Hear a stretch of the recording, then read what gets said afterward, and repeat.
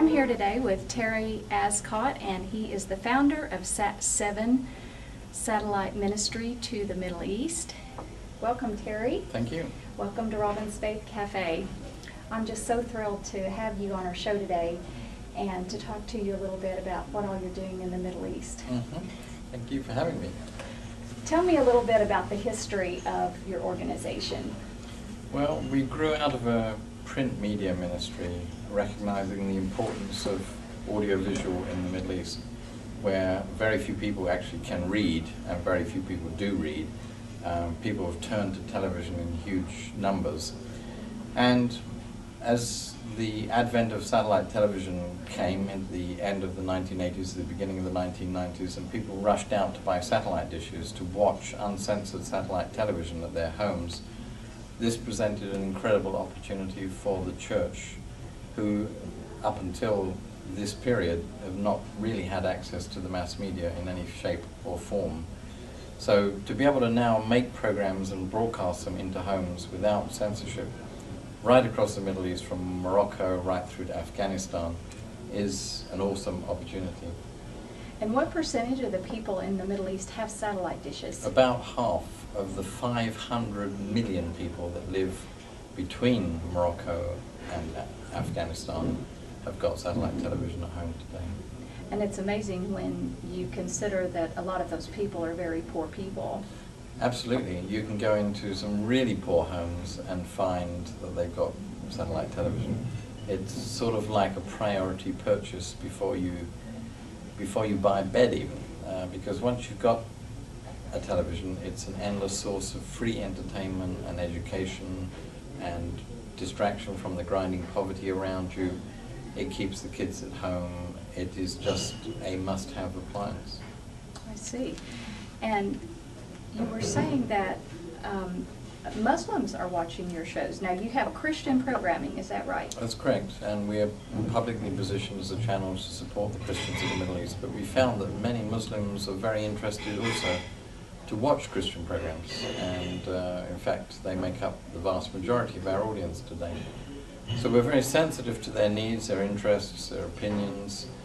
We never attack Islam, but we do present the Christian faith in a way that's intelligible to all viewers. And the response has been very encouraging. Yeah. And you said that your programs are produced by indigenous people. So, correct. So you get Persian people to act in the Persian programs. And tell me a little bit, what types of programs do you have, like in what genres? Genres. We have the traditional talking head speaking type, but we try to minimize those. We also have Arab and Farsi drama programs, we have Christian music programs, we have cartoons for the kids, we have a lot of indigenous drama in different forms, even humor, sitcom style formats. We do dub or subtitle foreign films because they complement the schedule nicely. We also import some documentaries that would be difficult for us to make or inefficient for us to make. So it's quite a huge range, and we have daily blocks for children, for women, for youth, and for general audiences. We have teaching programs designed along a curriculum line to help develop church leaders in places where there are no seminaries or theological educational opportunities. Talk a little bit more about this sensitivity to the culture of the people that you work with. Yeah, I think, as most people know, the Arab world is somewhat hostile to the West, and a lot of that comes from misunderstanding the West. They perceive all Westerners as the same, Christian, and everything that comes out of the West, including Desperate Housewives and other programs, are the product of a Christian country, and they reject this kind of moral onslaught that's done in the name of globalization, and understandably so. They have many misunderstandings about Christian theology, about Christian involvement in US foreign policy, for example.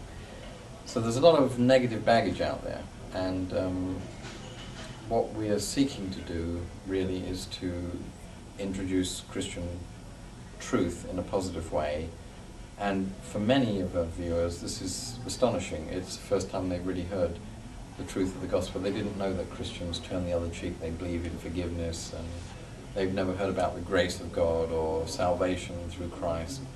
And it comes as quite a revelation to them.